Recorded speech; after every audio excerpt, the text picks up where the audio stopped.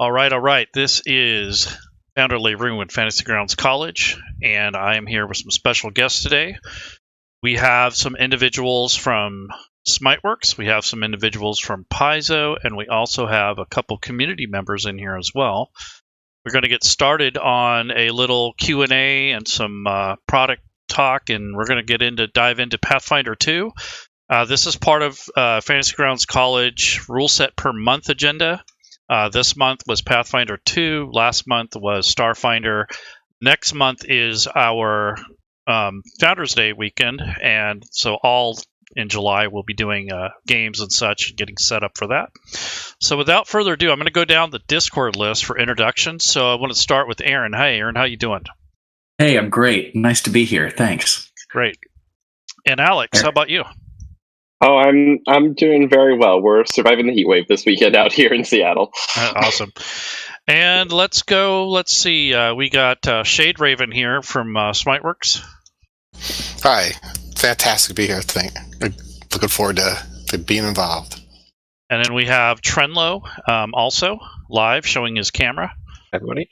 Hey. So let's get started.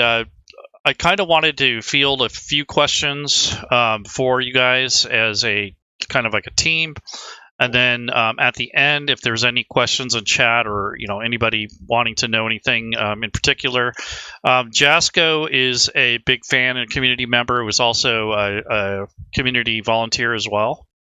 Windrunner is my right-hand man and kind of like second first in charge, and then we have Boffrin here. He is our outside man and our non-5e guy. So he's definitely here for that. So let's dive into this. So we're going to be talking about Pathfinder 2 and Fantasy Grounds and what we have to offer in regards to reviewing the products a little bit, taking a look at Fantasy Grounds, what it can do, asking just some real easy basic questions. And then we'll get into the Fantasy Grounds part of it. So I want to go down just one more time down the list and kind of say what you do normally for your profession. We'll start with Trenloe. So in regards to Fantasy Grounds. So I'm the Pathfinder 2nd Edition Ruleset developer on Fantasy Grounds, and also I'm heavily involved with conversions of the main kind of core products and settings. Cool.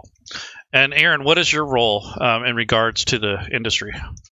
Sure. I'm with Paizo. I'm Paizo's marketing and media manager.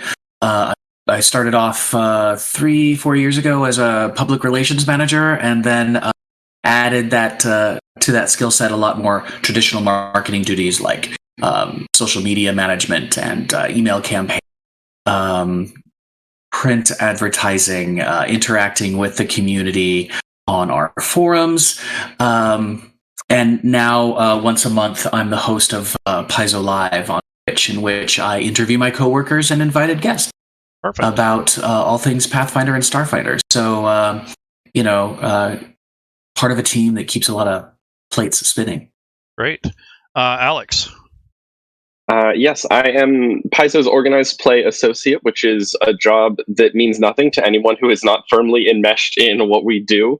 I wear a lot of hats depending on the day. The biggest things that I do, I work with our volunteers and our players in the Pathfinder Society campaign to, help make sure that those games are happening both online and in person, dealing with rules questions, putting out sanctioning and things like that. Also working with our GMs and our organizing committees for major conventions, stuff like Gen Con and PaizoCon, to make sure that we have games to play, that there are rewards to be given out, and that everyone can come and play our games and experience them. Perfect. How about you, Jasco? I'm just a general layabout, forever GM. I've been playing Pathfinder 2nd Edition since it launched through Fantasy Grounds. And I was one of the early adopters here, one of the early tutors. Nice. And ShadeRaven?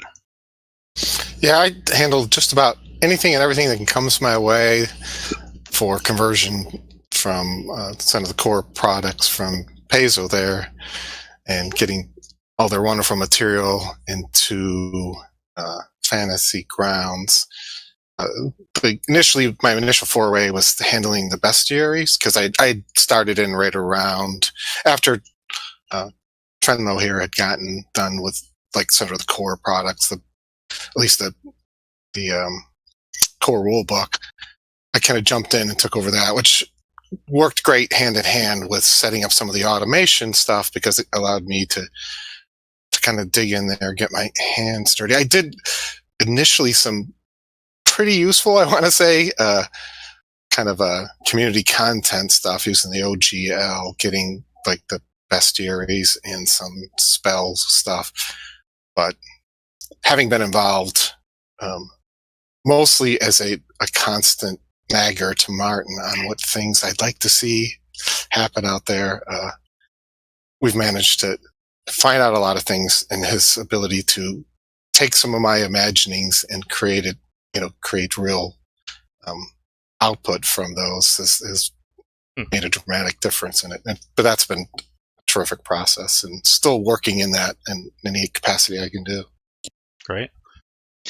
Okay, so I'm going to take the first question on our list here is about the APs and what are you most proud of or being a part of, and why. So if anyone would like to take that question, maybe some of you don't, but I think it's important that you talk about what you're most most proud of, or most something that you follow a lot and that you're happy with as far as your work goes. If you don't mind me jumping in there, I took over with the Agents of Edgewatch. Oh gosh, goes to show. And it's been, and I've also been just about to finish up the final of the Abomination Vault. Yeah, gosh, that was really interesting.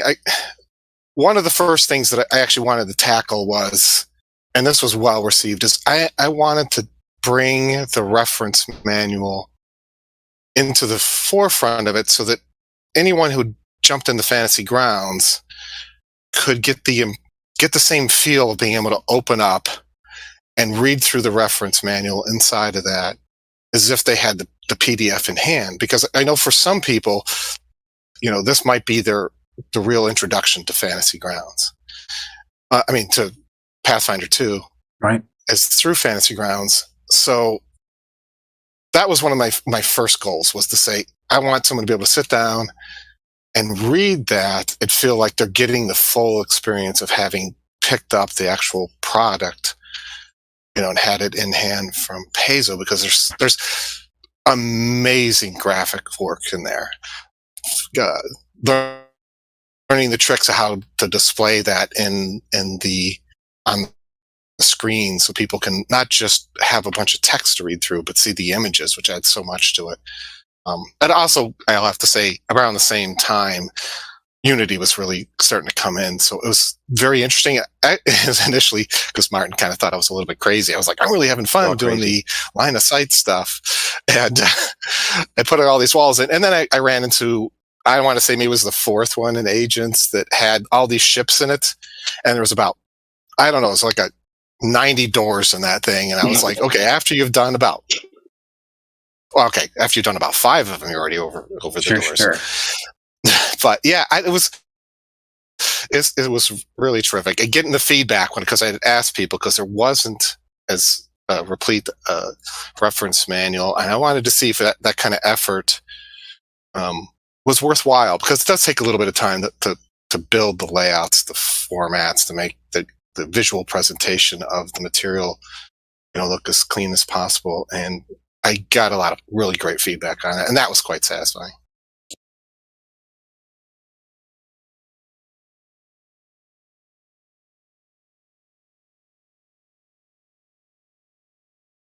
The good Aaron's hand was up. Oh, yeah. I'll just say, I think from Paizo's perspective, of course, our first adventure path, Age of Ashes, is a tour of Golarion. That's one of its strengths, right?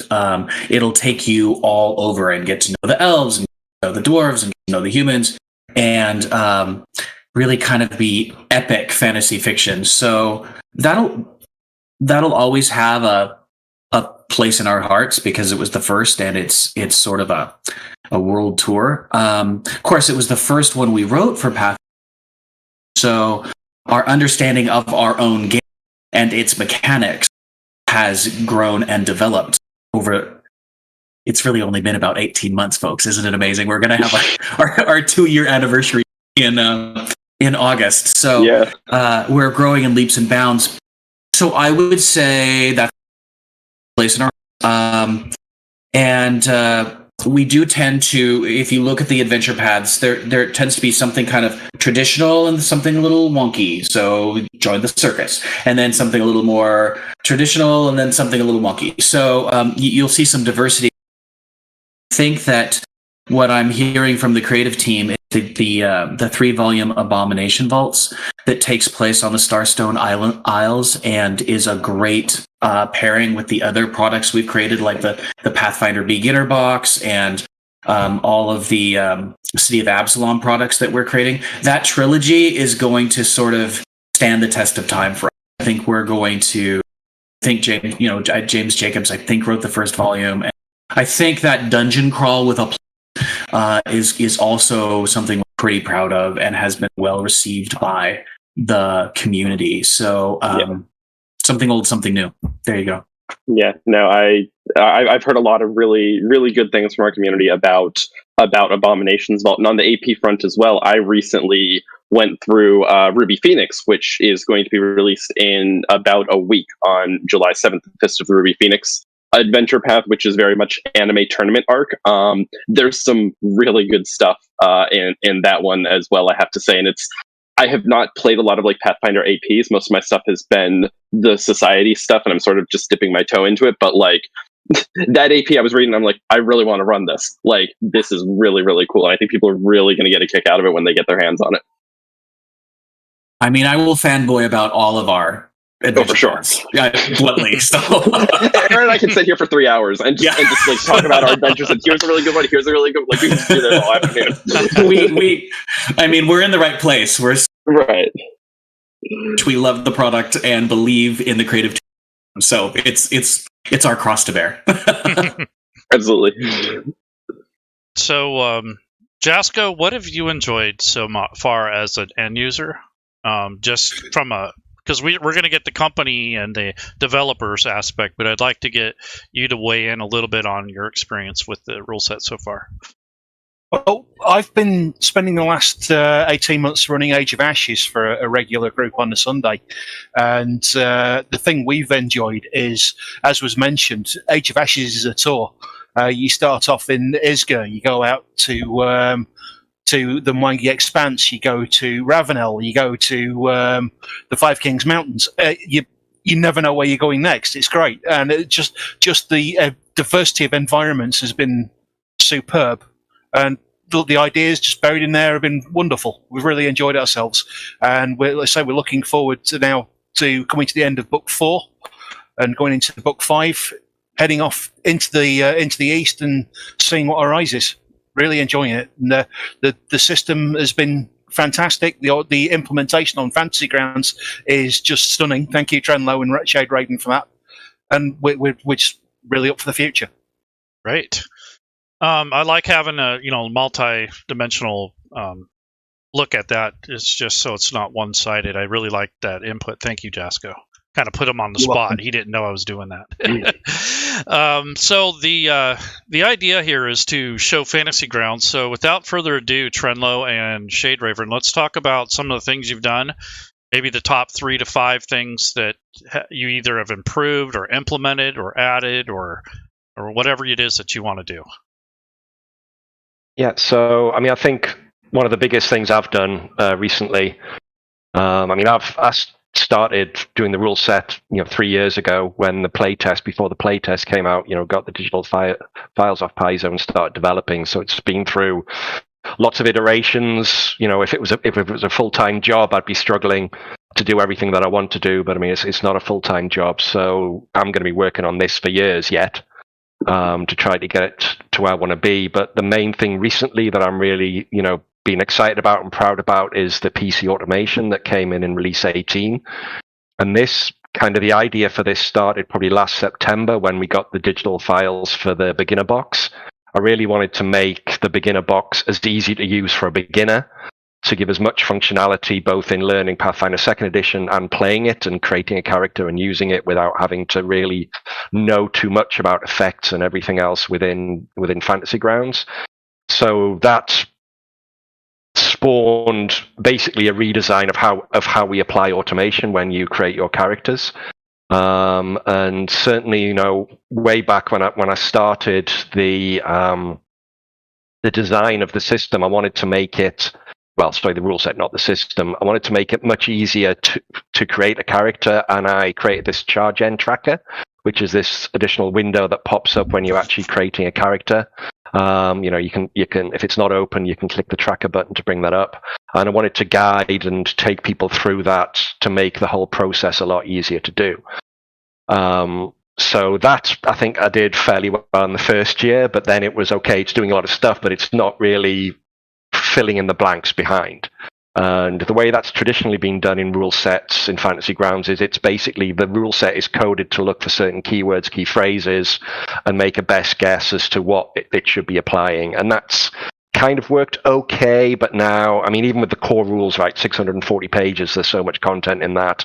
And now, I mean, what do we have, 2,000 pages worth of content, even without the bestiaries, or, you know, there's just so many pages in there. Yeah, it's just, you know, there's so many things just aren't getting, you know, don't match any of those keywords. So it's like, okay, I want to write a system that allows us as developers to basically code in the automation in the background. So when you apply a feat, it does some automation. When you select an ancestry, it does some automation and do all of that. So that kind of started last September, and that really, the first phase of that only came to fruition in April, really.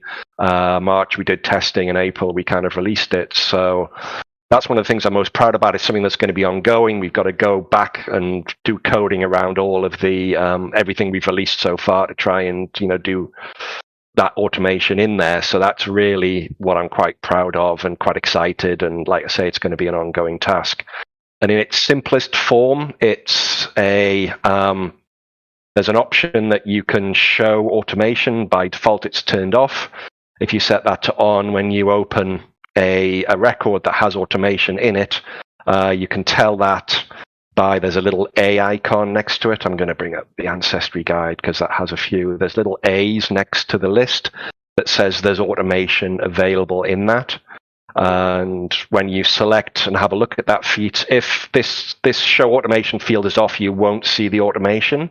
So when you're normally just creating a character and everything else, you don't actually see that. But if it's on, you can actually see that this feat, it gives a +1 circumstance bonus to will saves against effects with the emotion trait. And when you roll a success on a saving throw against such an effect, you get a critical success instead. So this is all essentially the pseudo code that we use, which is fully documented. It's available in the Fantasy Grounds wiki.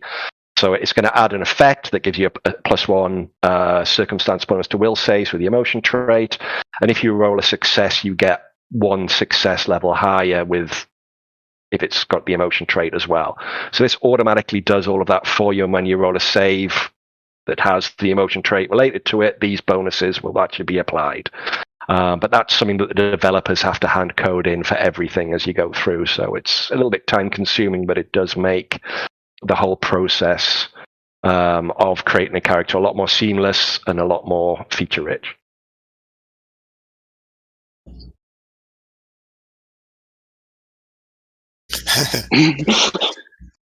To help Trenloe, I don't know if some days he thinks of it in those terms. I do want to say one thing before I get into it. It is impossible to overstate how impactful his inclusion of that tracker is on character creation, and it continues to evolve and has gotten better by leaps and bounds. But that initial part, because Pathfinder 2 was, I loved it almost from jump. But it is a much different system. And there was a lot to learn, and obviously that the core rulebook is an amazing book, but what I could retain at age 13 is a lot different than where I'm at now. And having that introduced to it has been amazing. It has allowed just every player that I have, because I'm running 4 campaigns right now of different forms. 3 of them actually are now playing Pathfinder Society because they've really jumped into that with both feet. That is an amazing process. And as much as I could say, I'm proud of how good the bestiaries came out. The last one even had full automation on it because that was an ongoing development process when we were working it through. I think the APs, I've tried to do everything to make it sort of replete with every bit of information, including kind of pulling in some of the information that normally you'd have to look up into the products so that you don't have to go look up. I did the same thing with the bestiary. So like you might see Swallow Whole with just a couple of little key features. Initially, I had brought all that information into the bestiaries and then talked to Martin about how spammy some of those creatures' strings of text. He gave me this, a wonderful feature where I could pull up a thing saying more details. People can now click on that, and you can see all of the details involved with swallowing your creature whole without having that automation process on the combat tracker create a long wall of text. So all of that has been great, but I honestly want to say the part I feel like has been the most significant from my perspective has been my ability to work with Martin and say, I'm using this a lot and developing a lot of stuff.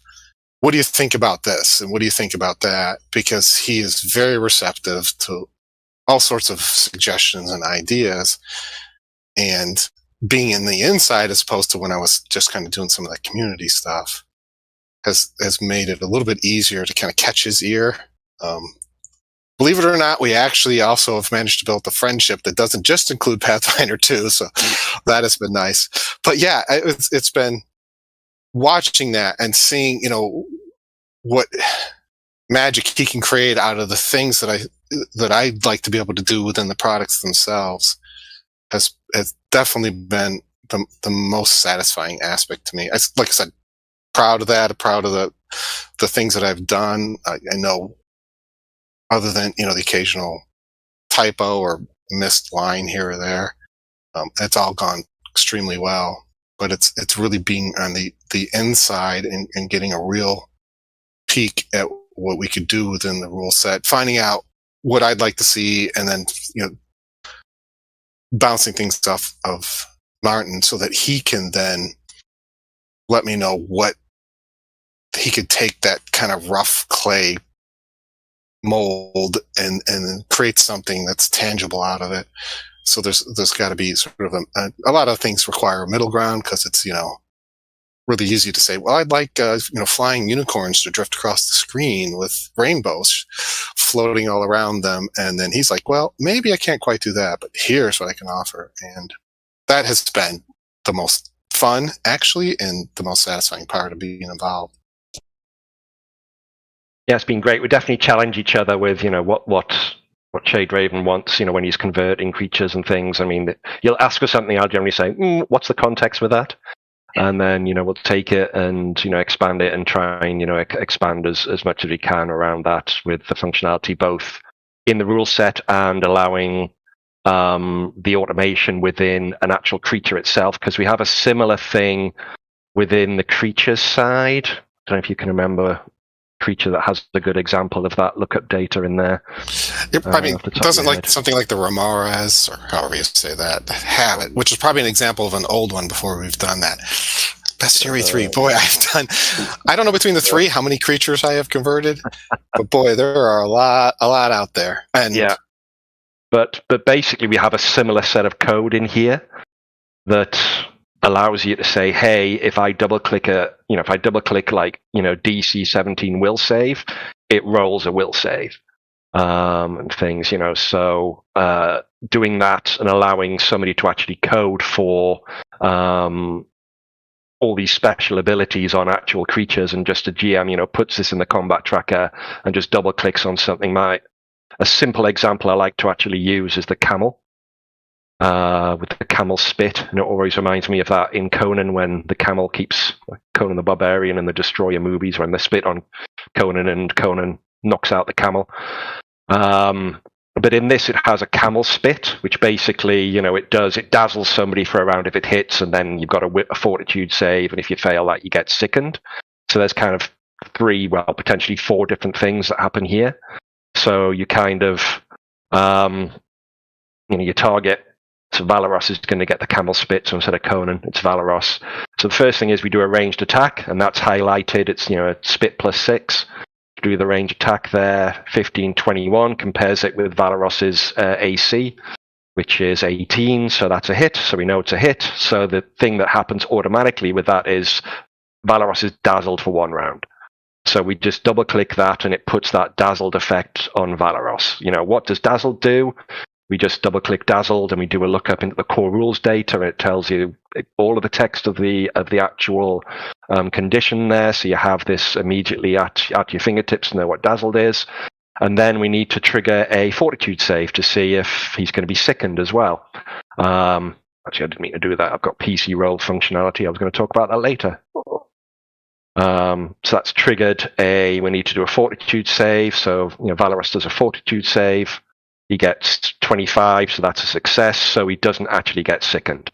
So this is all kind of at the fingers of the GM to make it all easy. If it was sickened, he could just double-click on sickened, and it would put them on the actual sickened condition on the fighter. And also it's tracked that this, the camel can only spit every 4 rounds. It's set that up that it's being used. And you can use it again in 2 rounds. It's got this little indicator there that the camel spit's being used, so the GM knows that it's being used. And when, after a couple of rounds, that will clear and they'll be able to use the camel spit again.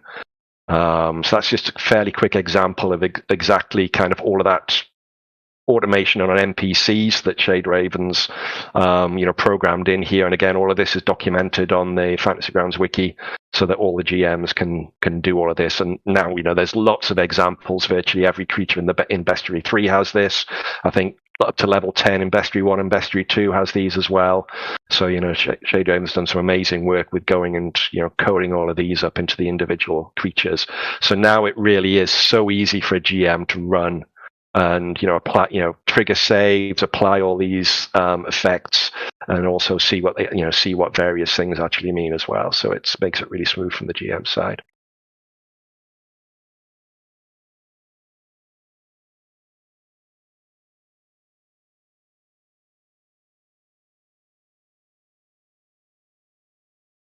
Thank you.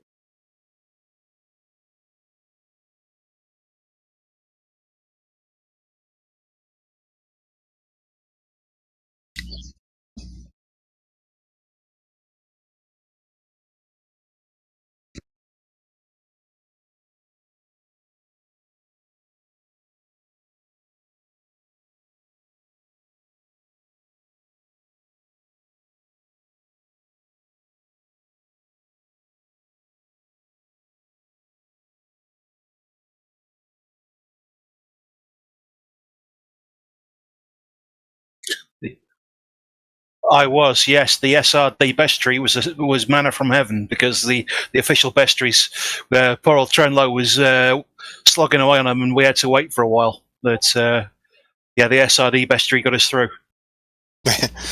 Well, obviously, I was hooked by Pathfinder 2, as I'd said, like right from the get-go. And I was involved with 5e, and I'll take nothing away with that. Still really enjoyed it, but Pathfinder 2 came along, and man, for whatever reason, it just became the new standard for what I want personally as a dungeon master out of an RPG, and then I knew I'd actually had crossed paths with Trenloe beforehand, just on different things he had done. I think that way back sort of worked on the parser originally, and had worked with some of that because I had done some similar stuff for Pathfinder 1, but not with sort of the commitment that I had when Pathfinder 2 came out. And it was like that just a need there, and it's like, well, people are going to want creatures, because as much as we had that fantastic, and I am taking players through Age of Ashes myself too,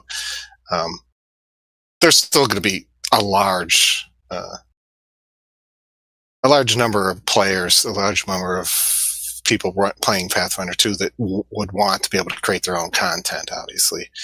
And it's just like, I want it for myself.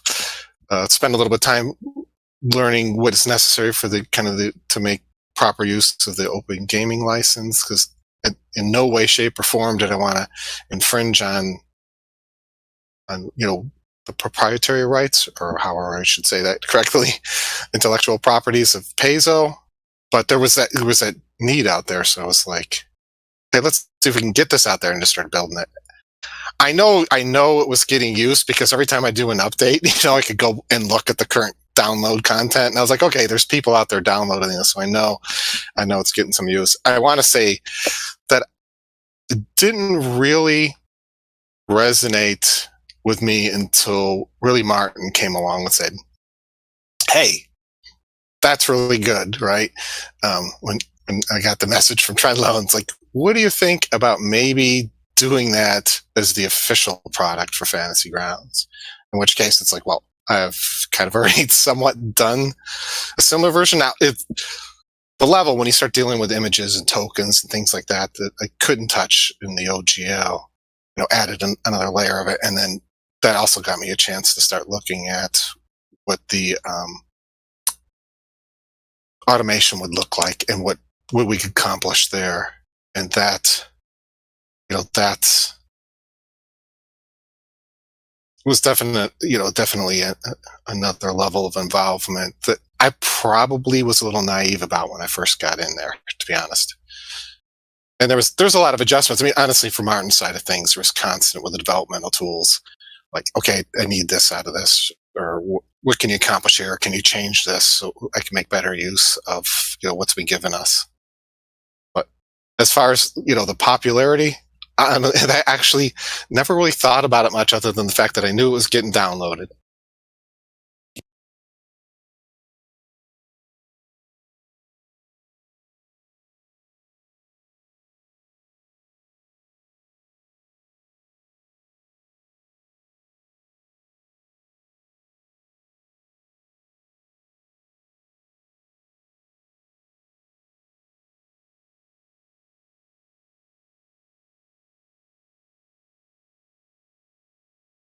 Yeah, definitely.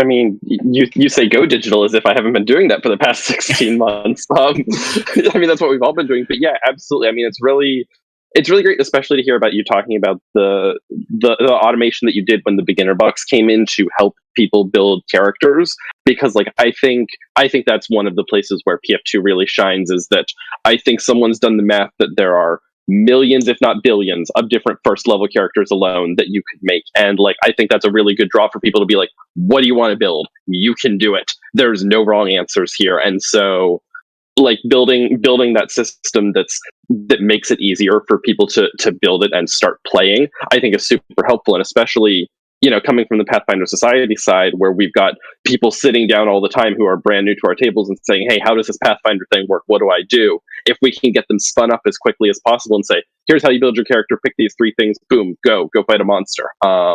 That's really great. And even, again, having GM'd online for the past 16 months, just that level of automation would help me remember a lot of things, because I look up Swallow Hole every time I have to use it. There's a scenario where a lot of the monsters have it that I'm thinking of that I've run a lot, and I have to look it up every time I use it because I never remember it, because it's so niche. So having that kind of automation of here are the rules for you every time would save me a lot of clicks. I was just going to say it's really well done in terms of aesthetics as well, and readability and user interface. And it looks like your software, but it also has some definite Pathfinder 2nd Edition branding elements that make it feel like it's of a piece with the products that we're making, and that's really solid. I think as the marketing guy, I'm really happy. Reduce friction and barriers to entry, and that's what this is. This is a way to jump in and get going sooner, faster, and have fun faster and sooner. So I love to see it.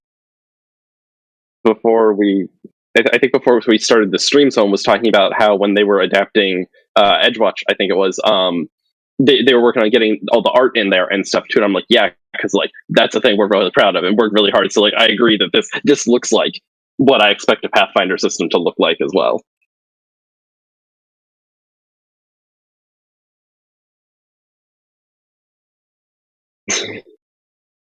Hey, Laerun. Someone's stomach usually. Your voice is not coming up on stream. Oh no.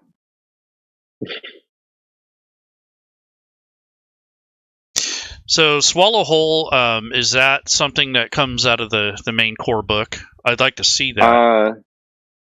I don't remember where it first gets used, although I guess y'all might know.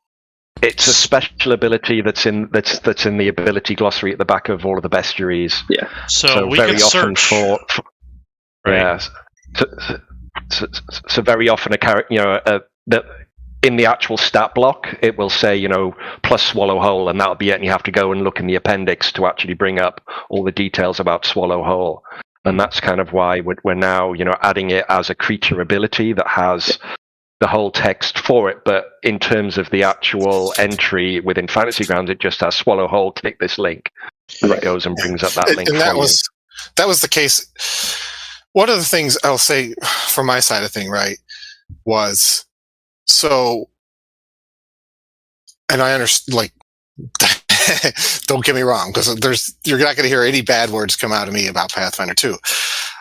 But when I was first doing the first bestiary, right, there were some creatures we had that wonderful glossary that showed everything, but there were some creatures you might just say attack of opportunity.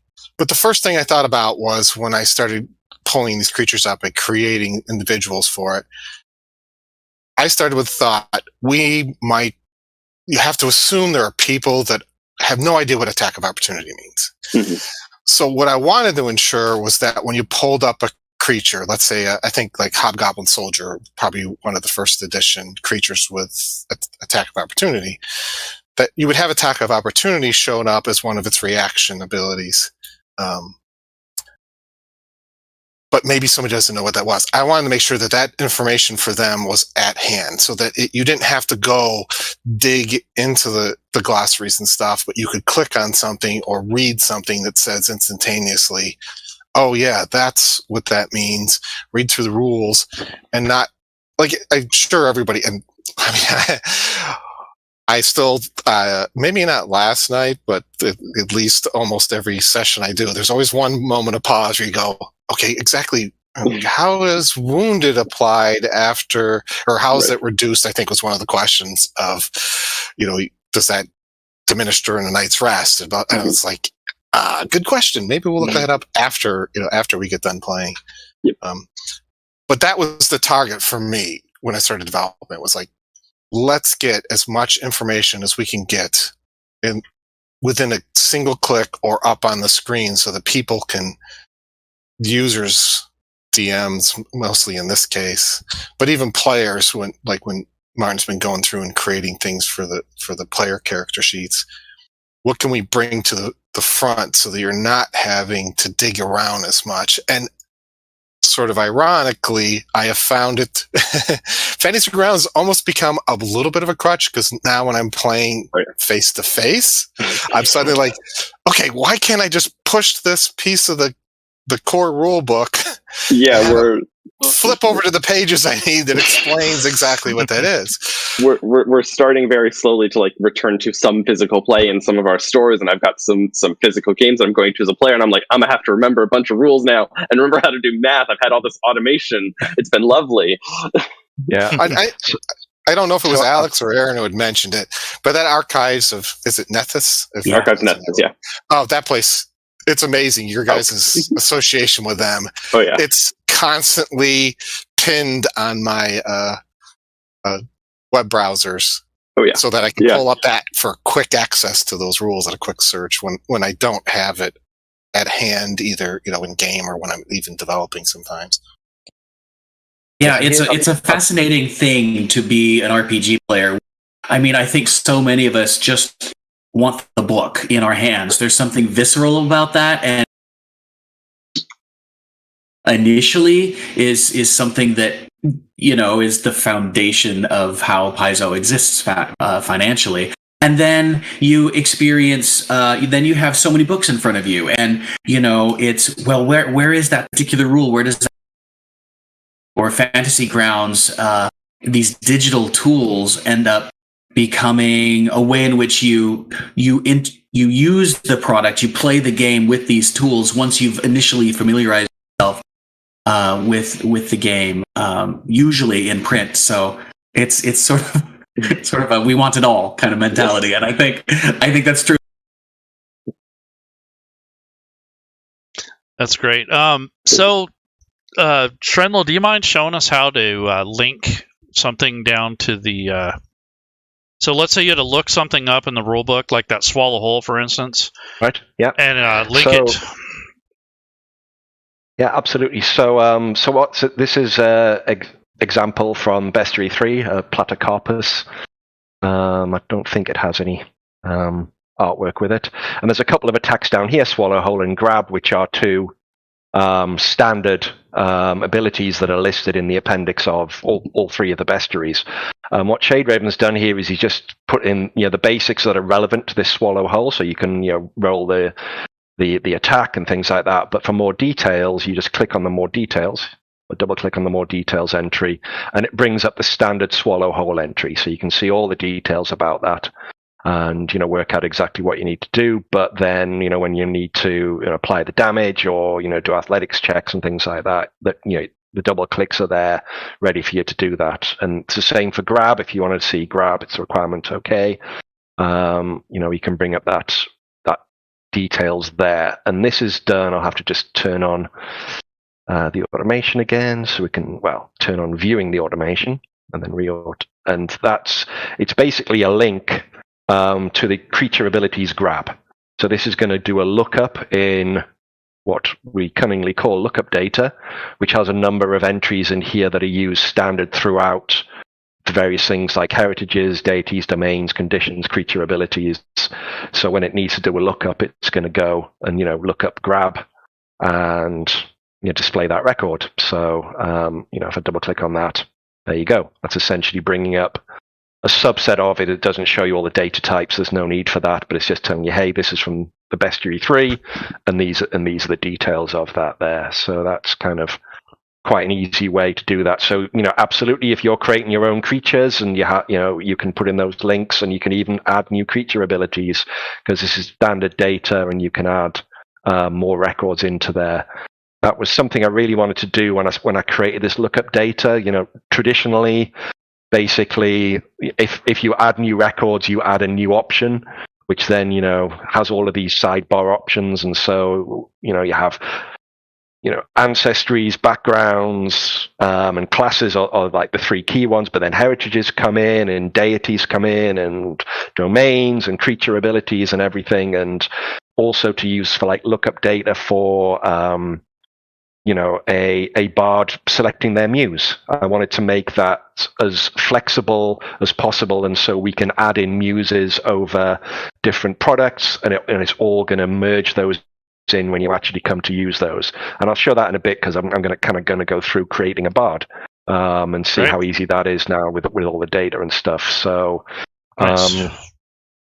It's really easy to add in your own stuff now, essentially, and link it, and as far as those creature abilities are concerned, directly into one of the ability records in an actual NPC record. Yeah, you can actually link that swallow hole down to the hotbar below, so you don't even have to dig into the character. Yeah. So yeah, you could absolutely. Yeah, you know, if you wanted to do that, you could, like with anything, you can just bring it down there, and then that would be F5 to bring that up and F5 to close it. So yeah. Certainly, sweet. You know, things that you need to bring up quite a lot, you can do that way. Anybody else got any comments? As I want to see this bard. Well, I was just, if I'm understanding correctly, that looks like what, you know, the ability to add things is a real boon to our Pathfinder compatible community, so that if you happen to buy a product that isn't something Paizo made, but is made for Pathfinder 2nd Edition, and you really want to add that to your game, you can do that manually, which is awesome. Yeah, that was one of my key design philosophies when I started all the development. Was everything I wanted to have the ability, a GM who wants to customize things, or can't afford to buy some of these products, $400 odd to spend on everything that's available now. But one of their players really wants to play, a Kitsune or something. They can input the data and they can play it. Yeah. It was definitely one of the key things I wanted, both for that ability and for third parties, absolutely, to create their own stuff. Yeah, there's a segment of the community too that likes to just create their own things. Like, hey, I want to make a ninja class, and going out into the forums, there's a lot of good. Without a doubt, Trenloe's the most active out there.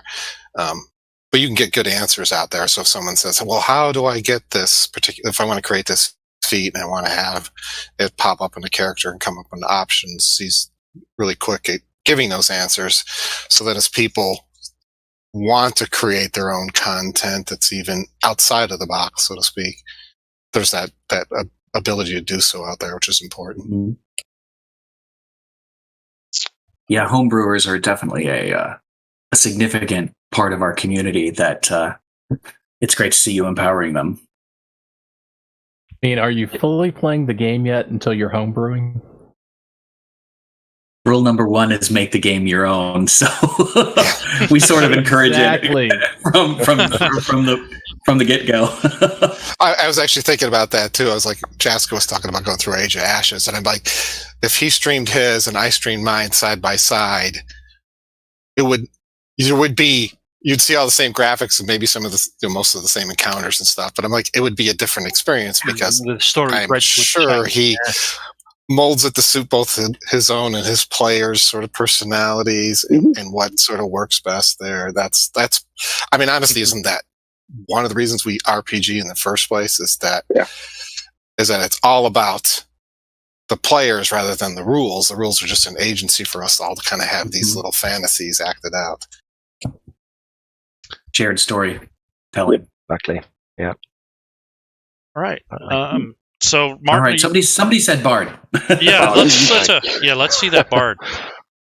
Okay. So what I've got here is I've opened kind of the main sources for player data. So the core rules, of course, the Advanced Player's Guide, the Lost Omens Character Guide, the Lost Omens Ancestry Guide, Lost Omens Gods and Magic. That's to a lesser extent, certainly for as far as a bard's concerned. The Lost Omens Players World Guide, Player's Guide, because there's like I think 10 backgrounds and generally an archetype for each of the 10 regions in there. So what I'm just going to talk about first is the Ancestry Guide that's just been released a couple of weeks ago, which has a bunch load of expanded ancestry for existing ancestries and heritages that come across from the core rules but mostly actually from the Advanced Player's Guide.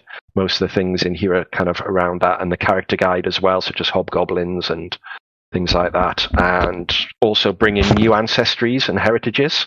And these are all covered in those data records that I've kind of shown you.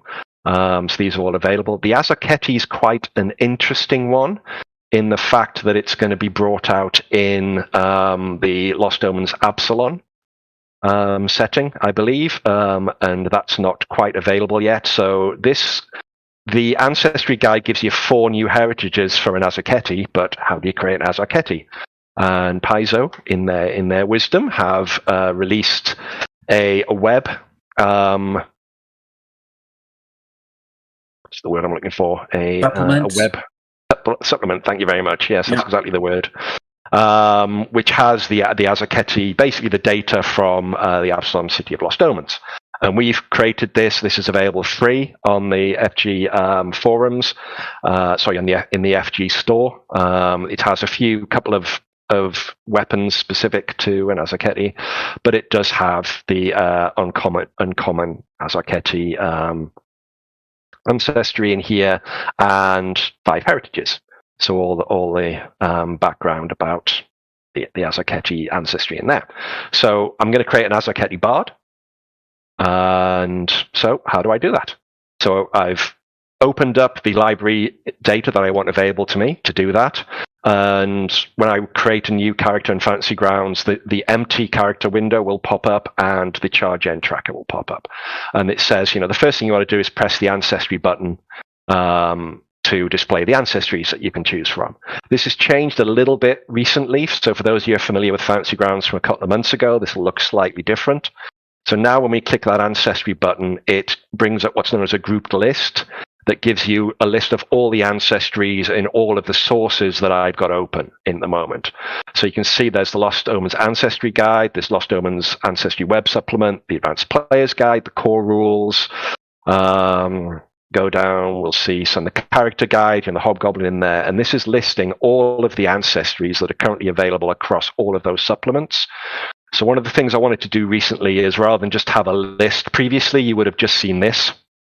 When you click that Ancestry button, it shows them and it shows you the rarity, and that's it. So you've got to go into each one and work out what they are. Now I wanted to really put this summary so that you can see everything across all of the supplements. So you can decide, if you're not really sure what ancestry you want, you can have a look, at boosts, flaws, languages, traits, that their speed, what size they are. If hit points are important to you, you can see what the hit points are, see the rarity and things like that. So you can kind of go through and see all of these. If you want to see a bit more information, so we're going to create an Azaketi, but let's just double check it. It brings up information all about basically all the text from that main section for that ancestry. Tells you all about them there. Gives you an idea of names. So that's one of the first things I'm going to do. I'm going to give my character a name because that just helps as it's displaying everything. Because you notice at the moment it's just saying select ancestry for blank. So I'll just give my character a name there. Just move that out of the way so we can call him Windward. So previously as well, you would have had to, if you wanted to play an Azaketi, you would have had to drag that link, drop it on your on your character sheet. It worked, but it's it's a little bit of an extra thing. Recently, we've added these Add to PC buttons, and so I'm going to play an Azaketi, so we just click that. It's done a bunch of things in the background, which I'll just come and visit in a moment. But what it does now is it says select a heritage, and it's now showing me all of the heritages. Now it's showing me all of the Azaketi heritages, which are in the web supplement and in the Ancestry Guide, but also it's showing us all the versatile heritages as well. Because we could have a half-orc Azaketi, a half-elf Azaketi, a Sully Azaketi. So basically you can, mix up all of your heritages with all of these versatile heritages that are coming, that came in the, was it the character guide that they first came in? I mean, I suppose, half-elf and half-orc were in the original, but really only tied in with humans. But it was really, I think the Lost Omens character guide that brought really, use versatile heritages across all. I think the core rulebook had half elf and half orc. You can combine it with anything. It's a versatile heritage. So yeah, which I think is one of the super cool things about Pathfinder is that makes a lot of sense. Yeah, it does, doesn't it? Yeah, it doesn't just have to be human. Right. But what I'm looking at here is, there's various things. It gives you information about what each heritage will do, a couple of features about them. If there's dots, it means you're not seeing everything, so you can just click the link and have a look at a little bit of information there. I'm interested in this Inured Azaketi, and there's a reason for that, because it's going to show me a little bit of some of the automation that gets applied when we select this. So I'm going to just add to PC. And the final thing is, select an ability score. We've already got a boost in charisma, so that's going to be cool for the bard. Maybe I'll go with dexterity. Things there.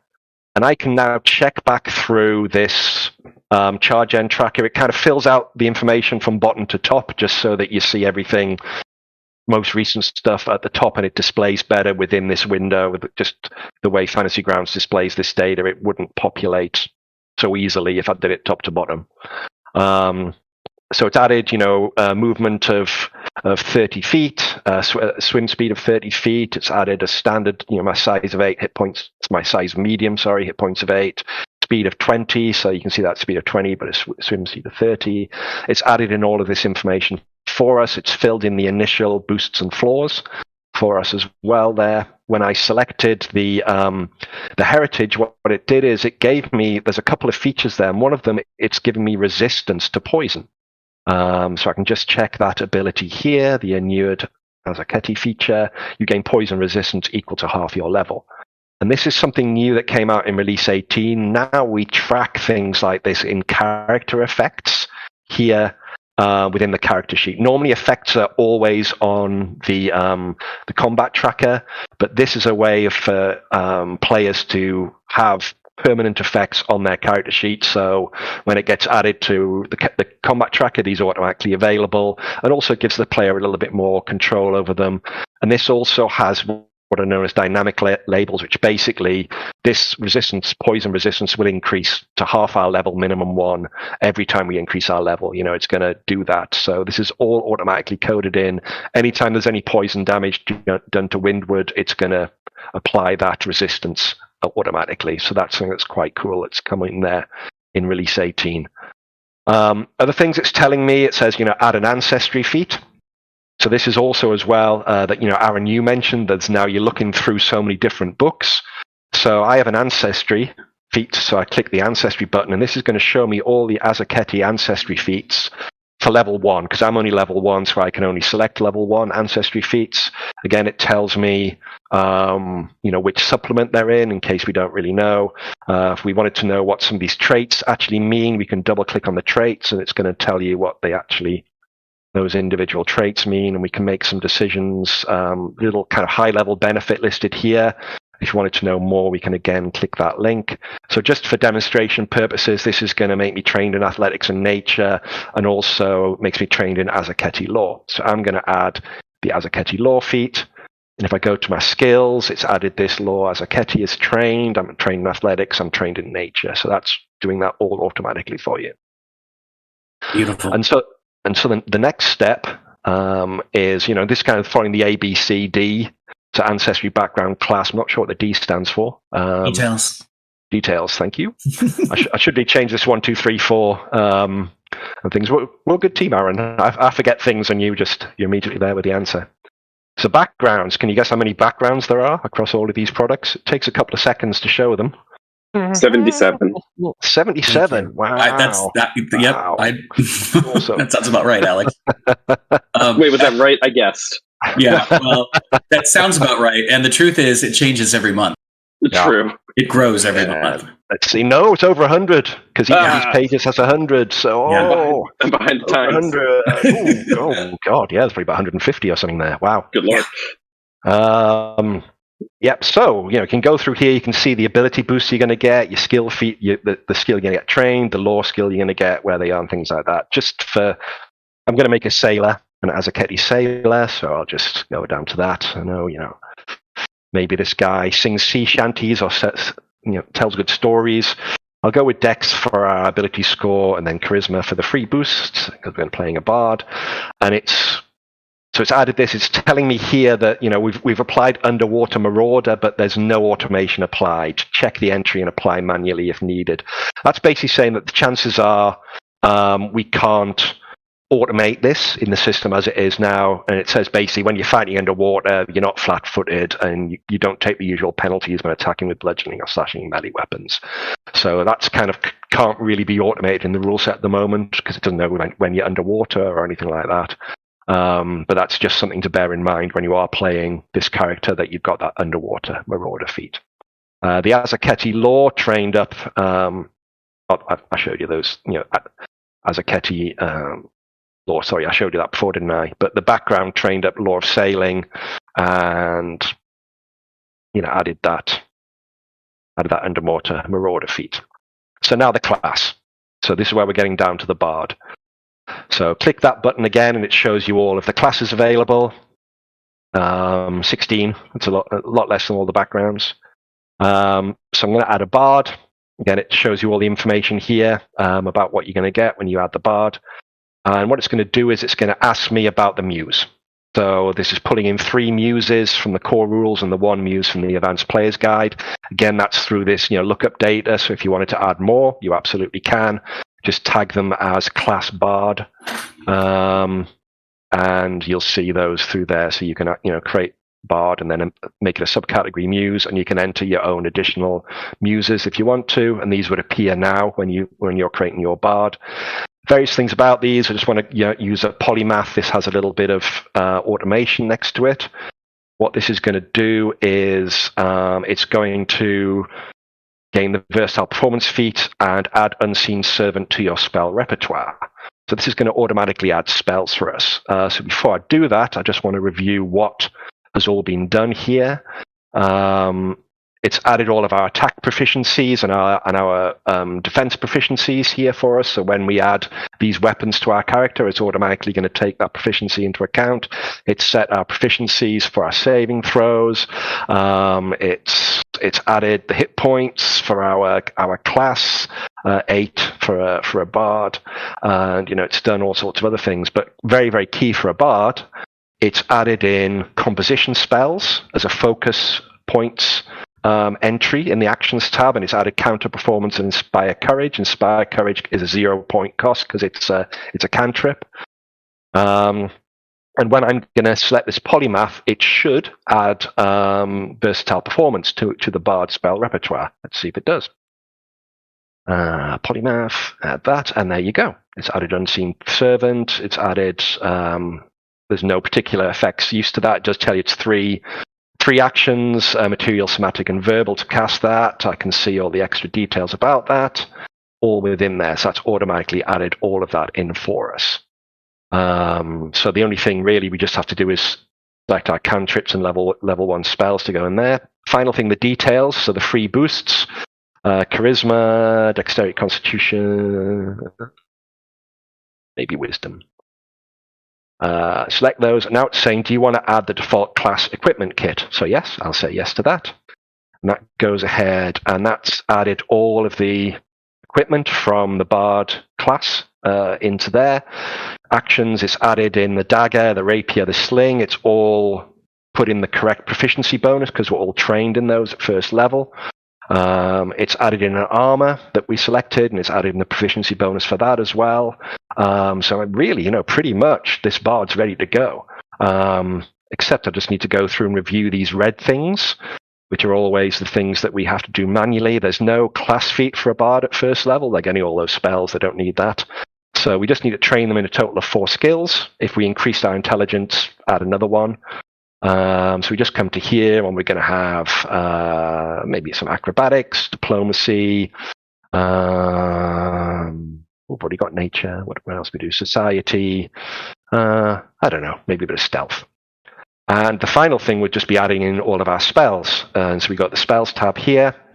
Click on occult spells, which is what a bard casts. Let me just check the spell repertoire. We get 2 first-level spells and 5 occult cantrips. So we just come down to our action tab here, and we decide on, moved it a bit too far there, 5 of these cantrips. So we just click and drag into the right area. Just need to scroll down. To the cantrip section, add days, whichever of all of those cantrips that we actually want. Summon instrument could be handy.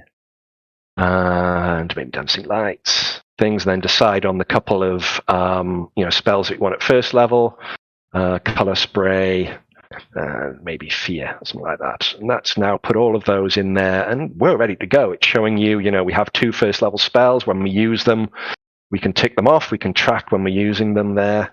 And some of these are going to have, like fear has a bunch of effects associated with them, as does color spray and things. So there's a lot of kind of details all in there. And this guy's ready to go, other than maybe adding a portrait to him. And that's, with me talking about it and everything else, is taken 5-10 minutes. Yeah. I was going to say, maybe 15, and you've got a character ready to go. Yeah. Go adventure.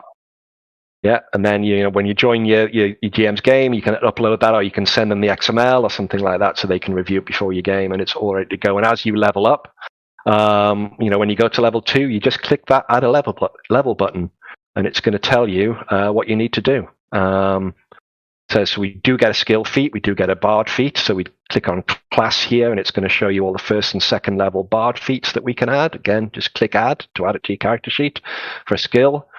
feat. There's a few more of those. Just decide which one of those you want, and this is showing you all the benefits and everything else and the prerequisites as well that you need for that. And you've got a second level character, all ready to go, and his hit points would have gone up automatically for second level. All of those proficiency bonuses will have automatically gone up. So dead easy to actually go on and get ready to game.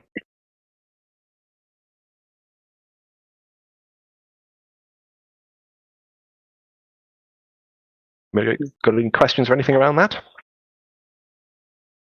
That looks so good. So the flow was just really intuitive, and it's so nice to be able to just sort of narrow the decision tree so that you're really focused what it is that you're building a first level character. You're able to screen out so many other options. Sometimes in a book will appear distraction from making the early decisions. So that's really beautiful. Yeah, and now that he's second level, this is just a new button. I've added dedication or archetype feats. So that's all of the archetypes and dedications. You can now take at second level instead of your class feat, if you really want to branch out and do things. So like you say, first level character, how many different first level characters can you have? I mean, when you get to second level, the options just explode, don't they? With all of these things. I just love all of the options, and it does get quite overwhelming. So that's one thing I've really tried to do with all of these buttons is present summary information for just what you can, just what you can do, what's available to you, and just in the sources that you've opened, and give you a little bit of information, and you can drill in and see more details if you need to. And if you're just using the Pathfinder beginner box, then those it's even narrower, I expect. If you're using one source, you won't have 100. Yeah. So we're currently very, very close to completing the beginner box. Yeah. It kind of like release 18 had to come out before we could, finalize all of this. So this is hopefully it'll work. I haven't fully tested it, so I'm just loading up my development campaign that I use for the beginner box, and so we can see, what options are available now. Here's a sketch as part of that. So, well, I want to interject real quick on that creation process too. There's a couple of great things about it. One is, I have some kids of some of my friends now that are getting to the teenage, a 13-year-old and a 12-year-old that's starting to play with us. And having all that information there available is terrific, because when you're first getting started, you see a lot of options. Yeah. And so sometimes what you just need to say is find something you're interested in. You might see a long list. Just read something that even by the title looks like something you want to look at, and then pop that open, and then everything else gets added to it, so you don't feel kind of overwhelmed worrying about how the rules work early on.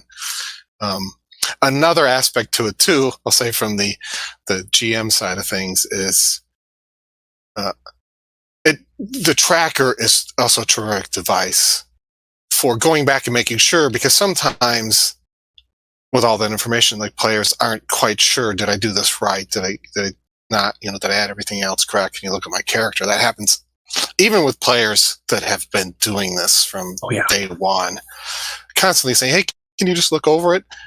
And rather than me trying to walk through and look at all the rules, it's like, hey, pop open the tracker. Okay, what do I see they added? Do it look like they missed anything? I can see the number of skills and stuff they should have. And because the tracker does so much, it also allows me to say, I noticed that you forgot to add that class feat 1, the first class feat you get there. I didn't see anything added to it. I can pop over to the abilities tab just to make sure that someone who had been using it earlier before some of the add to PC didn't drag and drop it in there, not see anything. One of the things Tren has added since then is the abilities now shows what levels things have been added. So you can say, okay, this is the level that feat was added. And that is also helpful for tracking. So it makes a big difference from the GM side of things too. Yeah, that kind of level thing as well is important for retraining, because you may have taken a first level class feat at 4th level. So yeah, you can retrain at 4th level and things as well. So yeah, so I've been chatting there. We've loaded up my development campaign for the beginner's box. You can see there's quite a lot of information here already. So again, we just follow exactly the same steps as we did in the other one. First one, Ancestry. But now we just see the dwarf, the elf, and the human. Any preferences, anybody? Looks good. Hey. Dwarf. Yes. That sounds great. So we had a dwarf, so now we have a Death Warden dwarf, a Forged dwarf, and a Rock dwarf, which shows the various things that they get. Successful saves against necromancy, 1 less damage from fire, trained in battle axe, things like that. Any preference? Maybe I'll do that. Forge. Yeah, let's go rock. Let's just build the sun Harsk. goes Where's down? Harsk? So you notice there's no automation available to this because both of these things, they're very situational. Mhm. So reflex DCs, fortitude DCs against shove or trip, that's coming in the next release 19. That's one of the main things I'm doing there, is doing all the actions and doing a lot more automation around actions, such as that. But yep, so we'll add a rock dwarf. Basically, that's telling you there, hey, we haven't added any automation. Just keep that in mind when those situations come up. No ancestry feats for these in the beginner box. They get those additional kind of things that come in as part of being a dwarf. Things they get the stuff that comes in with the heritages. You get a little bit more in the heritages, don't you, than you would normally. Yeah.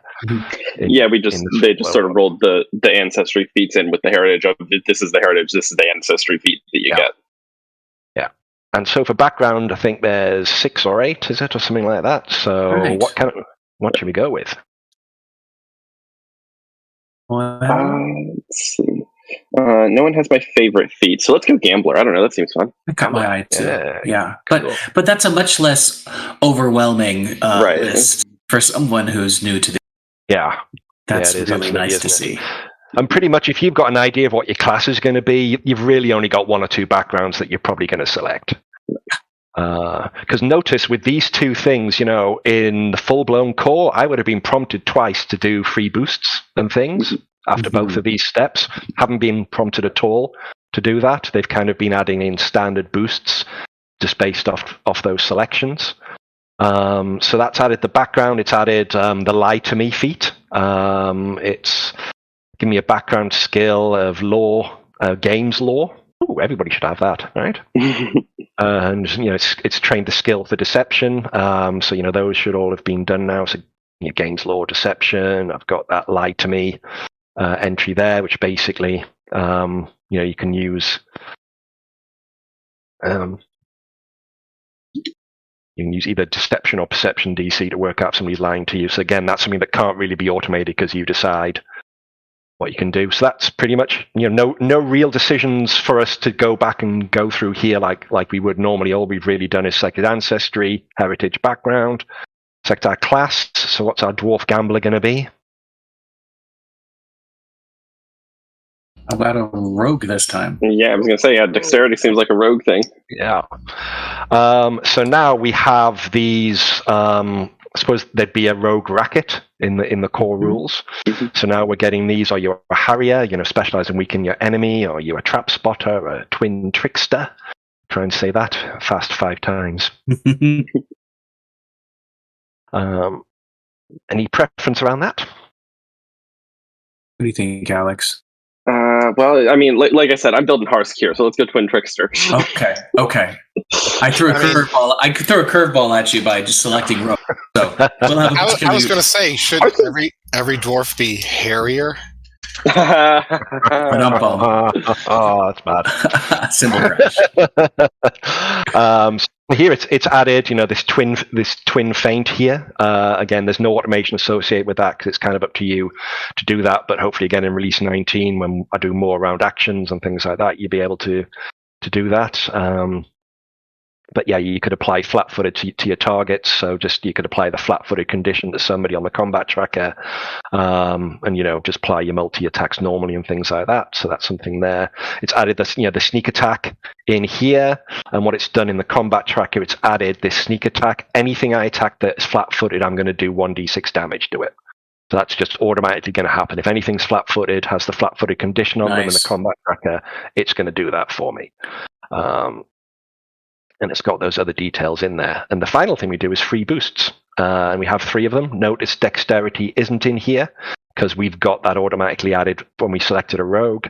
And so we've got our 18 dex. We had our background gave us dex, and the rogue gave us +3 on that as well. Took it up to 18, and we can, select those things. Do we want to apply the kit? And that's Beautiful. done it. And ready to go again, except we need it. Use a little image. Yeah, I don't think I haven't done the. That's one thing I haven't done yet. Is the.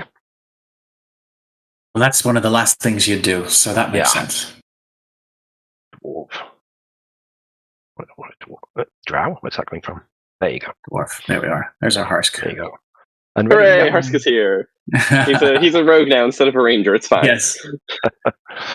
So a lot less choices, obviously, but again, showing you the information about what you're going to get. And what I'm going to do and what I haven't done yet is when you add a level, it's going to say, do you want to add the beginner box or do you want to go core rules? Ooh, clever. Start making that decision at that point. And, as well, if they go from 3rd to 4th, if they're still a beginner box at 3rd level, they go to 4th and they've, it says, hey, it's in not Menace under Atari, Trouble under Atari. Right. That has the 4th level. It says, do you want to use from the adventure module, or do you want to go to core rules? And then, of course, when you go 4th to 5th, you've got to go to core at that point. Right, and it right. will kind of keep you going through there. So hopefully that's going to, 1, make it easy for people to get into the game straight away, and 2, when they do migrate to core, which hopefully they all do, it'll give them that option to make that change, whether it's at 2nd level, 3rd level, 4th, or forces them at 5th. So with the full core rules and the tracker, is there any automation for any of the variants? Like specifically, I've been asked about the free archetype rule.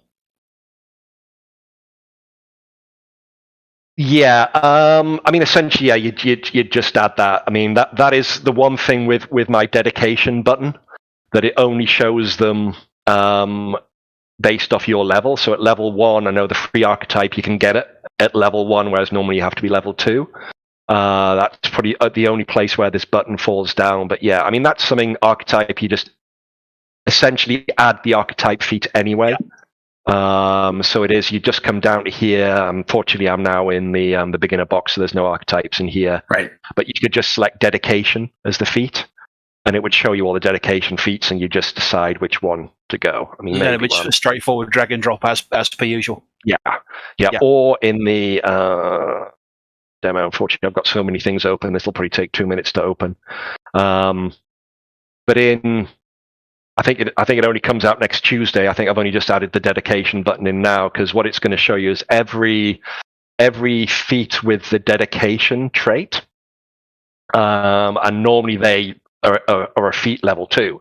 So if you're level 1 and you get a free and you get a dedication feat, then yeah, it's not going to show when you click that dedication button. So yeah, you just go into the usual drag and drop. I've wondered if I should maybe just. What I'm probably going to do in the long run is have a little checkbox at the top of that window that says show everything, and maybe show that so that then you can kind of override it. So yeah, just an example. Valeros is level 1, and I click that dedication button, it shows nothing. Right. All of those feats are level 2. Windward is level 2, so if I check that button, it shows me all of those, because they're all of the archetype fields at level 2. So if you do get a free one, what I'd do is just go to feats, select the trait of dedication, and that's going to show you all of the dedication feats there, and then just drag and drop that to your character sheet. Yeah, drag and drop's still there. That hasn't changed. You can still all do drag and drop, so yeah, just decide which one you want. Thank you. No worries. One of the things that's exciting about the beginner box to me too is that because the character creation, as we've seen in the full version, is enormous. Beginner box kind of allows you to get into the character, but I mean, we all know that's just the personalization of it. The real game starts once you have that character in action, and there's still a lot. There's still a lot of interface aspects to learning how to use the multiple attacks. It's nice because on the back of the character sheet in the actions, when you have a weapon, you see the attack 1, attack 2, and attack 3, showing the different multiple attack penalties. It's wonderful. If you have agility, agile, things like that, it's all calculated in. Martin could speak on this better, but I think even some of the features that have also affected the map multiple attack penalty, I think some of those things have now, like some of the class have features that reduce that even further. Can't remember.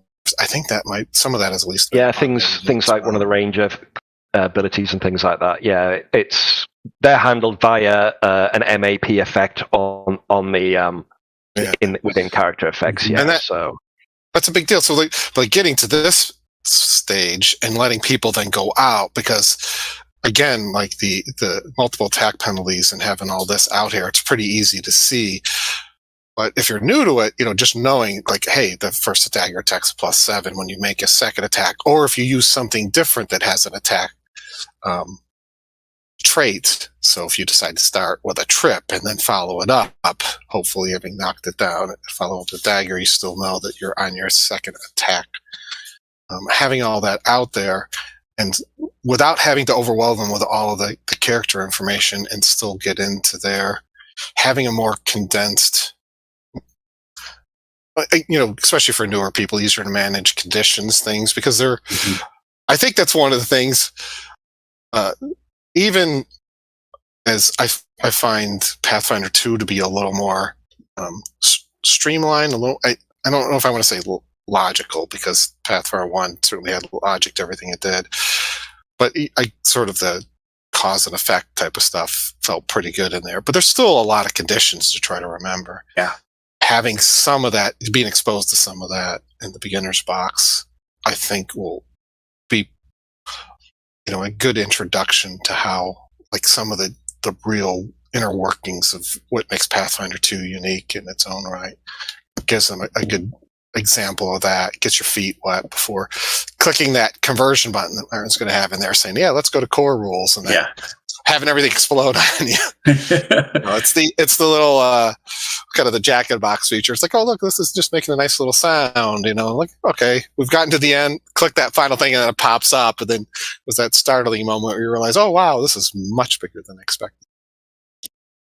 It's great to see. I've been talking to and with the with all the core rule book, the rule books that are out now, 3 bestiaries, the core rule book, the advanced player's guide, and the guide, a game mastery guide. Those 6 are essentially what they consider rule set of Pathfinder 2nd edition now, which is still extensive, and you've done an amazing job of interpreting it and building software for it.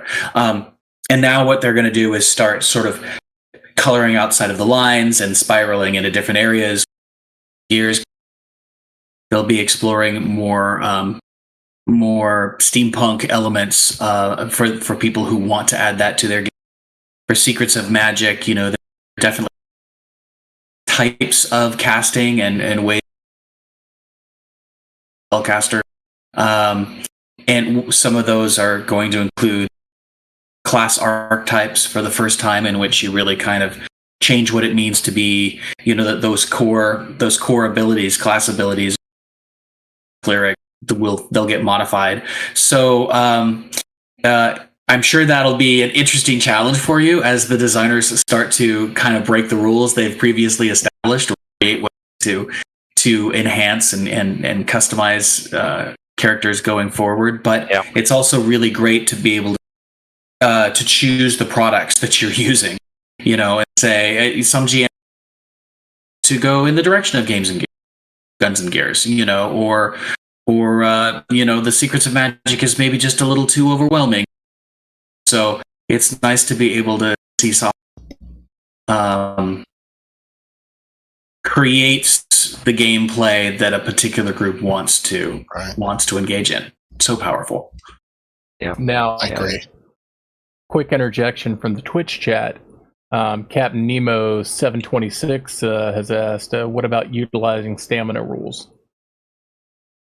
That's from the Game Mastery Guide, I believe. Yeah. Yeah, unfortunately, I don't want to release the Game Mastery Guide until we got all of those options coded. Yeah. And so that's kind of why the Game Mastery Guide isn't out there. There's stuff in the core rules, like the actions I've mentioned for the next one, the next release and things that I really want to get out. Afflictions coded up and automated better. I mean, the full wounded and dying tracking and everything else, really get that coded up before I start looking at optional things. So yeah, I mean, it would be a case of you're going to have to handle that manually, unfortunately, at the moment, until we eventually get the Game Mastery Guide all coded up, so those things are available to you to essentially just make a selection in the options menu. Okay, we're using that rule, and the system would cater for it. Yep. So the long story short here is basically you want to make sure you got a good foundation before you're worried about putting in the finishing on the room, right? And you're worried about the cabinets and the paint. Mm-hmm. Mm-hmm. And we create products faster than just about anybody in the industry. So just trying to keep up with us.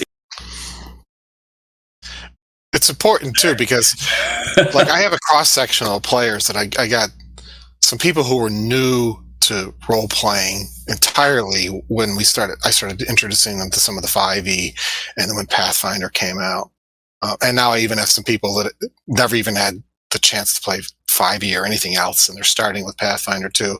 So you want something that I could bring them into gently, but I also have some especially one notable Pathfinder 1 player who cannot get enough options, right? His goal is to find the most synergistic stuff possible to create exactly sort of that imagined character you have, which is, Pathfinder Original 1 was an amazing product for giving people enough options that it was almost impossible to explore every possibility.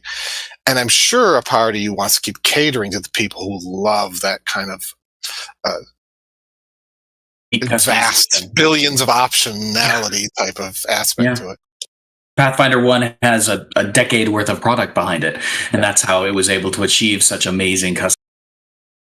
Clearly Pathfinder 2 is on its way to creating characters that are just as customizable. I think the difference is that Pathfinder 2 was sort of designed with the end in mind. Designed knowing that this was the journey we could get more. There are some very simple rules ground level. Get more complex the higher level you get, so that you're not overwhelmed too quickly.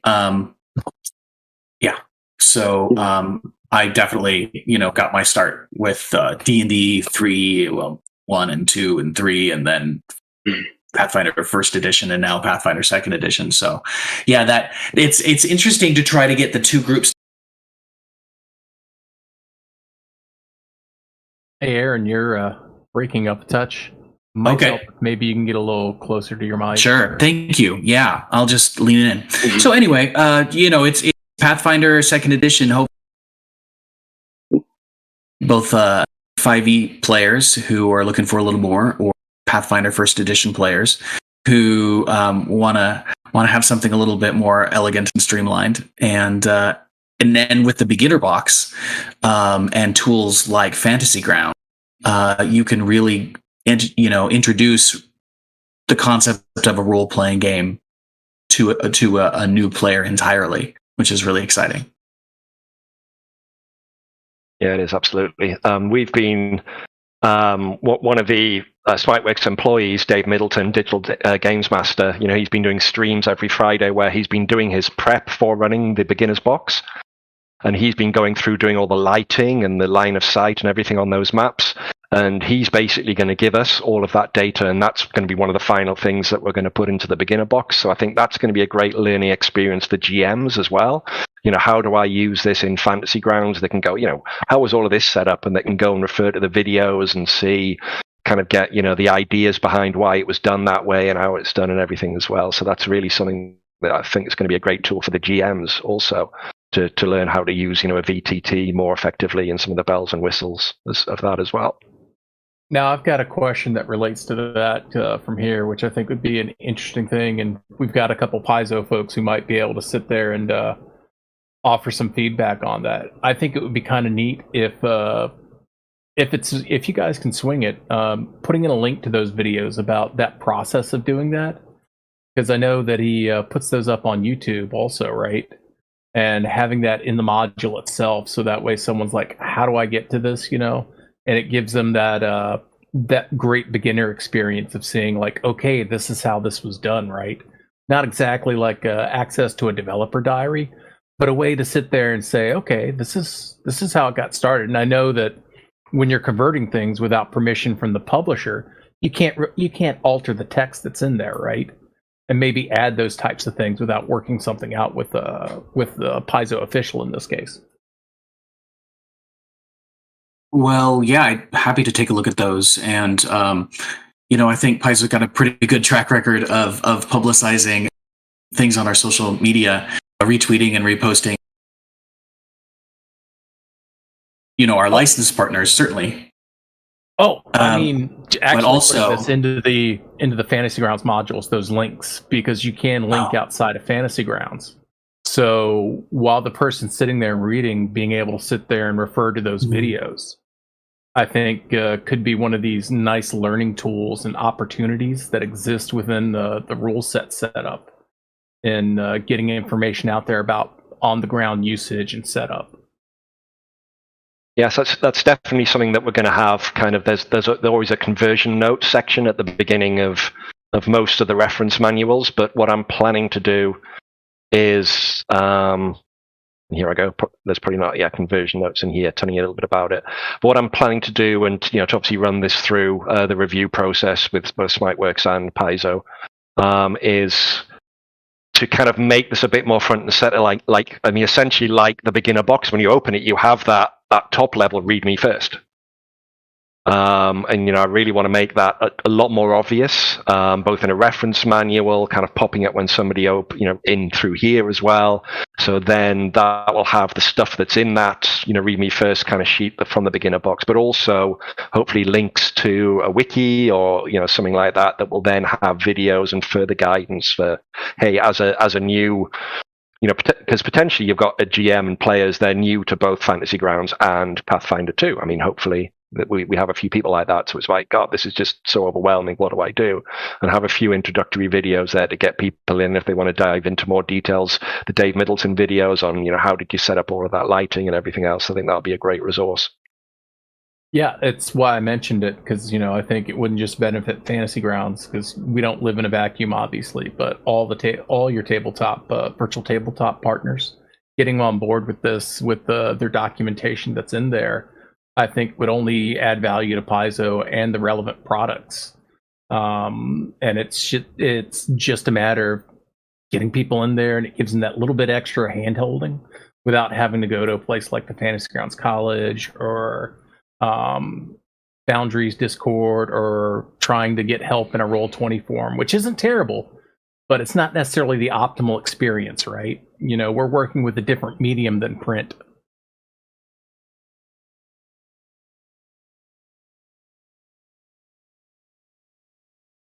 Yeah, absolutely. Getting stuff out there like that would be great.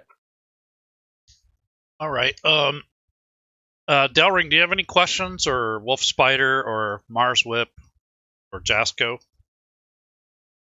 I just wanted to say, I started at the beginning of the month with starting out with some character creation classes, and I was blown away by the advancements that had been made, through the character tracker and with the additional automation. And I just want to say, excellent job, Trenloe.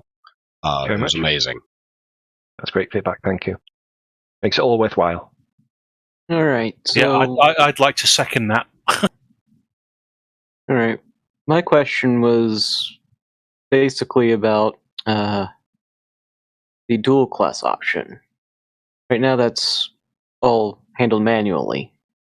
Would there be automation coming for that at some point? Short answer, yes. Long answer, depends on exactly what that actually comes up with. So an example at the moment is, say, so I've just put this character up to level 2, and I wanted to do, I'm thinking of dedication. Let's do it through the through the dedication entries here. All of those comes up, but I'm thinking of Druid because I know I've got some automation in Druid here. So what actually happens when you get the Druid archetype, you get a bunch of stuff from here, but you get very similar things. You get the orders, the various Druidic orders, but you don't get everything that you actually get from those orders. So what this does is it's actually going to filter out everything that you get from a Druidic order and just give you what you get as part of this dedication. Can't remember off the top of my head exactly what that was, but it's basically you get an order, you're bound by the anathema, you take the orders, you're allowing you to take the order's feat, you constrain nature. You don't gain any of the abilities from your choice of the order. So normally, when you have a look at a Druidic order, we'll just bring this up here. They'd get a bunch of things. You get train intimidation, you get the wild shape druid feat, you gain the wild morph order spells, so you get order spells and extra feats and things like that. But when you set the dedication, you don't get those. And I don't know how well you can see this, but we've got in the automation, we've got a filter that says only apply this if your class equals druid.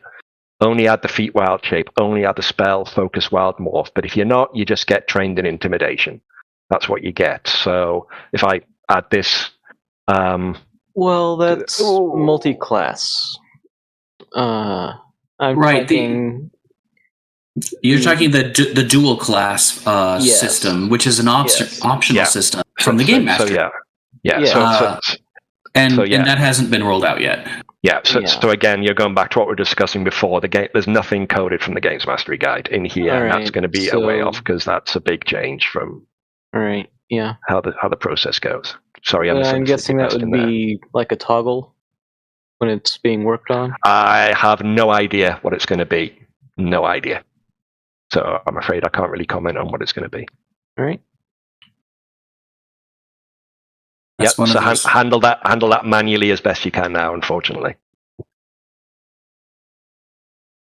And a lot of times you can go out and find like some good insight on how to handle these things manually, visiting the forums and just throwing out things like you're running into this and you're trying to accomplish this aspect of it, and this is what I'm running into. Does anybody have any suggestions? And I mean, to be honest, even people as deep into it as Trent and I, sometimes you get some feedback that's like, oh, that's a clever use of it. I actually haven't thought about that approach, and that's where just having more minds involved in how to accomplish things is a good thing to seek out. Yeah, I mean, I can't remember off the top of my head exactly how it actually works, but you can kind of trick Fantasy Grounds into thinking you're like a lower level than you actually are. And in theory, you could kind of add a different class onto that. So, let's just have one level of Bard. I mean, I honestly can't remember exactly what all the rules for that kind of are and things. So then the instincts are tricking in, and that is giving you a Barbarian and a Bard on there, but how that actually interacts, essentially, the most recent data would overwrite the existing stuff. So that's probably is going to have changed. It'll have changed some of the saving throws. So then you've got to do those manually. Yeah, it was easy enough to set up manually anyway, since I've got over 1,000 hours in Fantasy Grounds myself, but yeah. Okay. So, is there anything that you've seen done elsewhere that you think that's a really great idea? I'd like to steal that.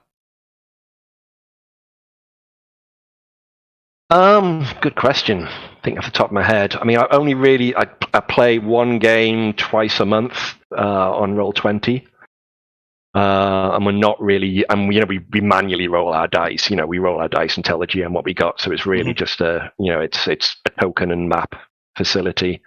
So there's not really a massive thing beyond that. I've kind of got a lot of ideas of really just making playing Pathfinder 2nd Edition in Fantasy Grounds easier, better. I mean, release 19 is going to have another tab down here, which is essentially going to be actions, and that's going to have all things like all the actions that you can take off skills. So kind of, you've got all of these various different actions you can take as part of athletics. It'll have those involved in there. So if you are doing, a grapple, it's going to roll against the target's fortitude DC. It's going to, have the attack trait and everything else applied to it, and it will, make all of this easy. So that's kind of the next thing. So I've still got a lot of ideas of what I'm just going to do in Fantasy Grounds, and I haven't really looked at other VTTs for inspiration at this point. Cool.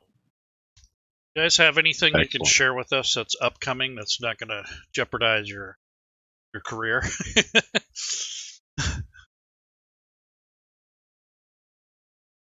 Let's see. What can we talk? I mean, Certainly from a Paizo perspective, we just had a lot of the announcements there are pretty fresh in terms of with Pathfinder. We're Guns and Gears and Secrets of Magic are the two next hardcovers that have been announced, and that'll take us through 2021. We did announce after Strength of Thousands, the next adventure path. See, I've got the name. It's not on. I don't want to say it in case I'm wrong. No. Yeah, I have. I brought it up. Quest for the Frozen Flame. Yeah. Starts in January. 3-volume up north with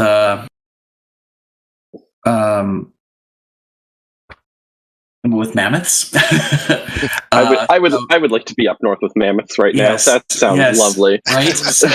So that's going to be amazing. And then of course we've got more. James Jacobs is sort of has another standalone adventure, Night of the Grey Death. Thank you. Yeah, Night of the Grey Death. And then I think we have one more. To be just 3-5 hours long. Really great for virtual tabletop. Have pre-generated characters with great graphics, so that's something people might want to pay attention to. But and we're looking at our digital products all the time, and better and more user friendly for the VTT community. And I don't have any announcements to make about that, but I know that the pandemic has really caused all of the role-playing game companies to look at how they're supporting virtual table,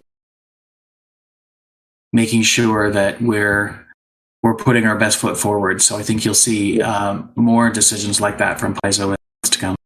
Yeah, I think on the organized play side, in August, our next season of Pathfinder Society premieres. Our next storyline, it is the Year of Shattered Sanctuaries, and it is, from what I've seen, it's really exciting. It's gonna be very easy for people who have not played Pathfinder Society before, or who are just now kind of diving into really the world and the lore of Pathfinder. There's going to be a lot of really good stuff. We're going to give you kind of a little bit of a tour of some areas that we haven't been to yet in second edition, and say, here's what's going on. Come solve some problems over here. So it's really good stuff. It will premiere at PaizoCon Online Europe, August 19 to 22. I have to look at my calendar. I should know these by heart. But we've got Fantasy Grounds GMs there. We've got GMs for all the different virtual tabletops who are ready to run the new stuff and show y'all what we're about. We're really excited about it. I'll just jump in and say that I do host Paizo Live once a monthly Twitch show in which I interview freelance authors about upcoming products. And one of the things that we've built into the show is a Paizo. So there's we just produced our 4th episode last night, and so that'll be going up on episodes 1, 2, and YouTube channel, and listen to about what's coming. And they're Paizo Live spoilers. And one of the things I know last night was the free RPG, the Pathfinder free that Oh, did we announce that? Well, we know that it's we'll learn some more about it. Okay. It's because our freelance author it worked on creating it, so that was their Paizo Live spoiler, and so that's coming in October. A free RPG Day product that you can get at your gaming store, and it takes place in it ties into Strength of Thousands and the Mwangi Expanse. It's going to take in, what's the name of the magic school? The Magambia? Yes, the Mogambia. Thank you. So, so that's the biggest spoiler we revealed just last. That's fun. Getting people involved in get that free RPG Day physical play it. It's only to it's a couple hours. It's fun, right? And then you can say, and I know this in which we can continue to play online. Yes. So it's a good. So we might want to get that converted. Aaron, do you want to put that link up in the Symposium text channel, and we can share that out? Yeah, I'll link to the Paizo Live playlist on YouTube, so that you can find those. Because, as I said, we just recorded the latest episode to be converted and posted to YouTube, but that's where it'll show up. And the product isn't announced. The product isn't online yet. Yeah. The free RPG product. It's just, it's not in the store. It's not announced. It's just a little sneak preview of what's coming. What about Trenloe and ShadeRaven? You guys got any? You guys pretty much showed us what you got coming up. Is that right? So yeah, I mean, certainly working on getting the beginner box set out. I mean, ShadeRaven can comment on what he's doing and things, and then we're going to be moving on to the Mwangi Expanse guide. And then as soon as we get access to the files for Seekers of Magic, we'll be looking at what we need to do for that as well. So really the Mwangi Expanse and the Seekers of Magic after the beginner box are our priorities. All right. And one of the nice thing about your guys is kind of upcoming release things is it lets us. We just literally did that recently. It's like, hey, Trent threw together a quick little kind of spreadsheet on here. This is what's coming up, and this is when it's getting released. So we have an idea what we'd like to tackle, which things would probably be, the end users going to be more enthusiastic about. So it kind of lets you look at it earlier, kind of prep for it, and that's an important process because I know where to kind of shift my gears. I've personally, besides doing that, I delved in a little bit, and then COVID and a whole bunch of other things happened, and from my aspect, it didn't actually give me more time. There's a lot of things that happened during that process that divided my attention to some degree, but I've been looking at, just started pulling in some of the screen captures and creating more videos on things. Like I'm doing a lot of the converting stuff, and it just occurred to me, and I started doing that today, showing examples of just some of the simple things that are actually pretty easy to do in Unity, but not something that everybody can do, is seeing a video on how to just set up grids so that you can match it to what you see on the map, because you'll see the crosshairs and stuff like that out there maybe on a map you pulled off of, maybe you pulled something out of a product, or you just found out on one of these like Pinterest or whatever that one is, and you could just find those images. You're like, oh, this would be great for this encounter, but you really want a grid in here because so much of, especially in Pathfinder 2, so much of it is the distances make a big difference, and then it's terrific in there because you also have a little bit of variation compared to, let's say, 5e, where a couple of diagonals is a different length than it is in 5e. So having things measured out exactly so you know the distances, and that's where creating accurate grids are important. And Unity's terrific because it lets you use decimal places, which really lets you get exact, images that really fit the grids that you have. And that really will allow people to pull in their own images and create their own maps and stuff. But seeing it, I think, is going to be important. And that's one of the things that I started working on today. It's like, I think throwing out these things, the things that I kind of take for granted now, having done a whole bunch of maps and setting up line of sight stuff, even just watching Dave do his amazing lighting work for the beginner box made me realize that I haven't jumped into that much and just seen somebody else do it. And, oh, that's a clever use of that. Or this is the different lighting shades he's using for this instead of, maybe some of the default stuff. The visuals view, that visuality of seeing someone else do something sticks to us as a species much more than sometimes just reading how to do it or seeing something on the forums.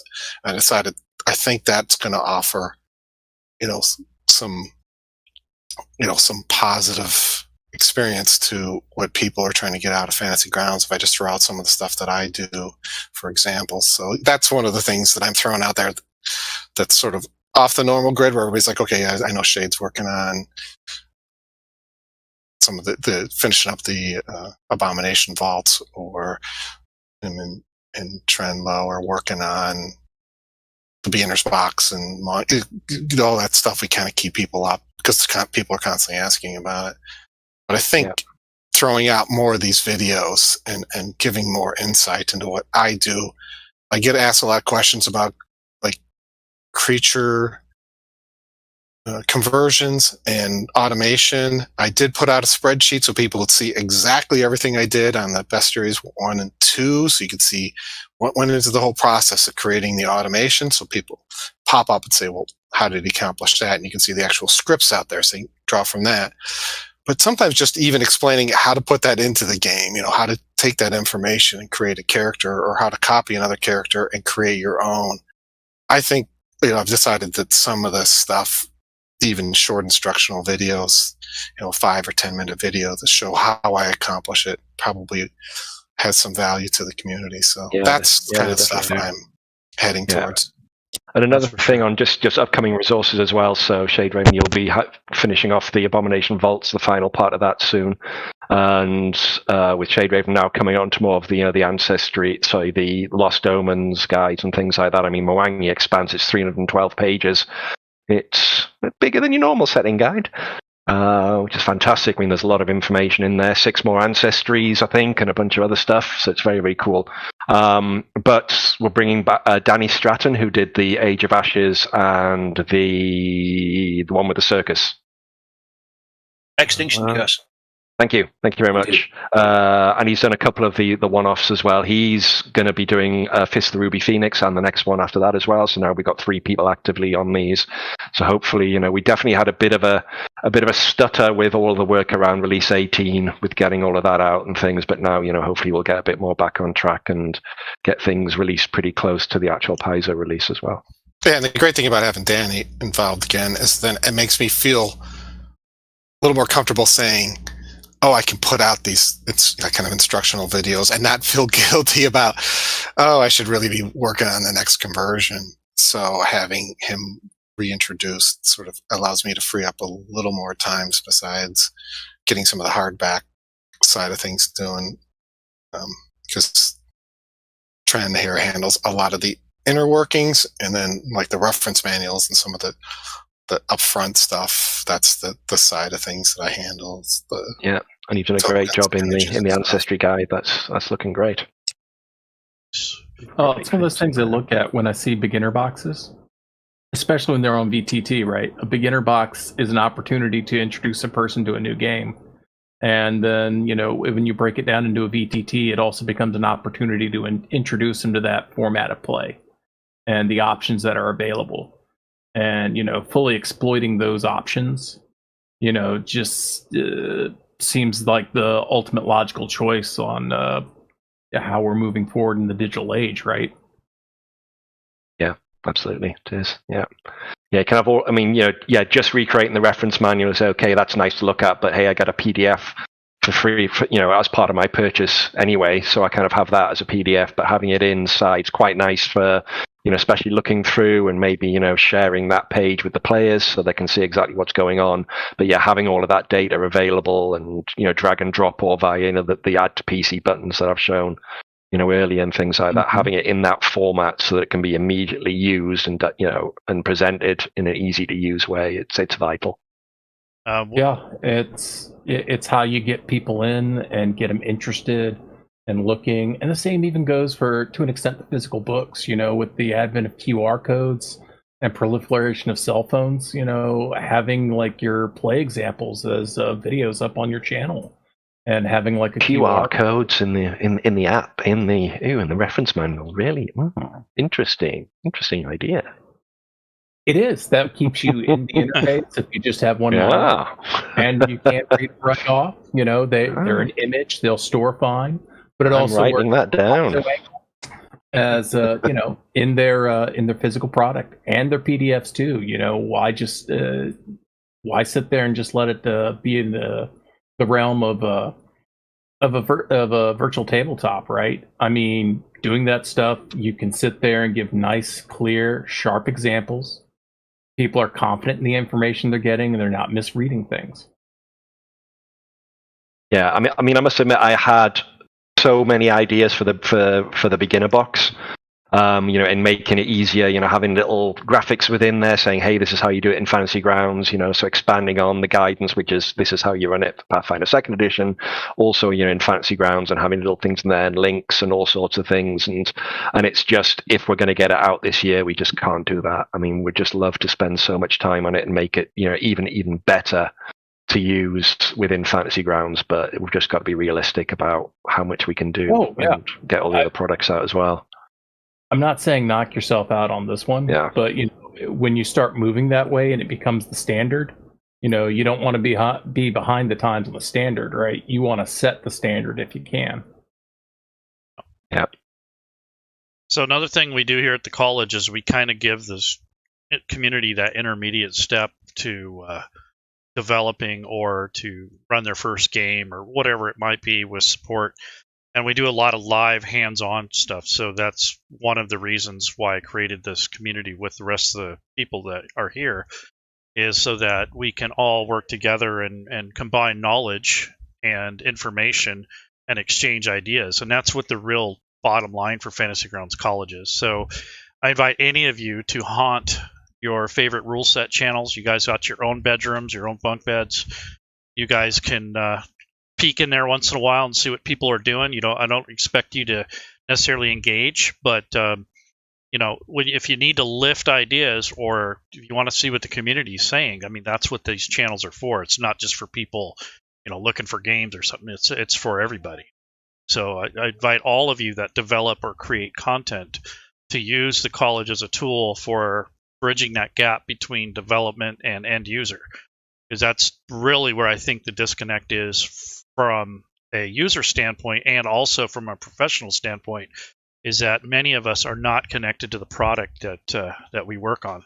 So I think that it's important that we have that tool or that ability and somewhat of a safe, non-toxic environment on top of that. So that's something that's important to me and to the community as a whole. And I really appreciate you guys coming in. And I want to wrap up this. We're going at 2 hours now. And I want to have some final goodbyes. And I'll do some announcements after you guys say your goodbyes. So let's go with Trenloe. Do you got any last words? No, I mean, just it's great to have been given the opportunity to chat with all of you guys and give out some information to the community and things. That's been great. That's up for the invitation. And yeah, hopefully we'll be here in 3 years' time talking about all the things we've done and all the things that we're excited about doing. All around Pathfinder 2nd edition on Fantasy Grounds. So thanks a lot for having me. No problem, Aaron. Just wanted to thank you for inviting us. This has been educational and really. And we'd love to come back anytime and talk about the latest news from Paizo. And of course, you can always find us at Paizo.com. Perfect. Alex. Yeah, like Aaron said, find us at Paizo.com. We've got a few events coming up. It is convention season somehow still. middle of July, 15 through 18 PAX online. It's focused on new player acquisitions. So if you want to jump into Pathfinder 2nd Edition, you want to learn what it's all about, we've got a bunch of GMs there to help you. New season launching PaizoCon Online Europe, August 19 to 22. And then Gen Con at the end of September. We'll be launching our interactive specials for the year. So yeah, we got a lot of stuff coming out over the next few months. Plenty of opportunities to get involved, get out there and play some games.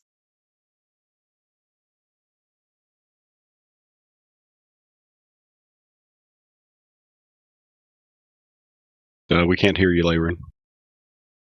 And if you have you met Violet? And she's the Smiteworks organized play coordinator. So that might be someone you want to reach out to if you haven't already for organized play. Yeah, she's doing Adventure League, but she's also involved with Pathfinder Society too. So I think that might be a good thing to do around that time when August hits, to get some eyes on that. Thank you. Yep. Yeah. Delring, any last words? Just, excellent. Thank you for the information that you've given today. Really looking forward to release number 19. Hopefully I don't have to completely rebuild all of my players' characters from the get-go like we were having to do with release 18, but it's handleable. But yeah, thank you for everything. Welcome.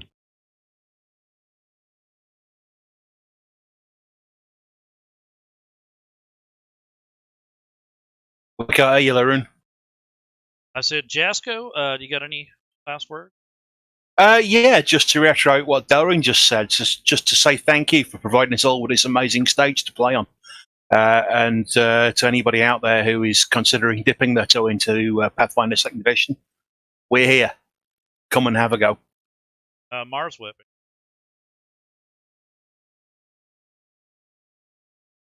ShadeRaven. Yeah, I really appreciated the chance to get. Oh, I think Mars. Yeah. Go ahead, Mars. I'll come after you. Laerun, you were rather quiet when you were talking about or asking me about things, so I didn't really catch the question. I was just wondering if you had any last minute. No, I don't have any. Okay. Go ahead, ShadeRaven. Yeah, I really appreciate the invite. Being around enthusiasts for the same sort of thing you're involved with is always terrific. I haven't had a chance to interact with some of the people out here, and just getting insight from some of the Paizo folks has been amazing. But also hearing back from some of the guys that are out there using some of this stuff, how it's being applied, what they enjoy and what they'd like to see is invaluable to me. And I'm more than happy to contribute to other collections where we get together and discuss this again in the future. Windrunner, about Wolf Spider, got anything to add? Okay, looks like we're done with the end of that.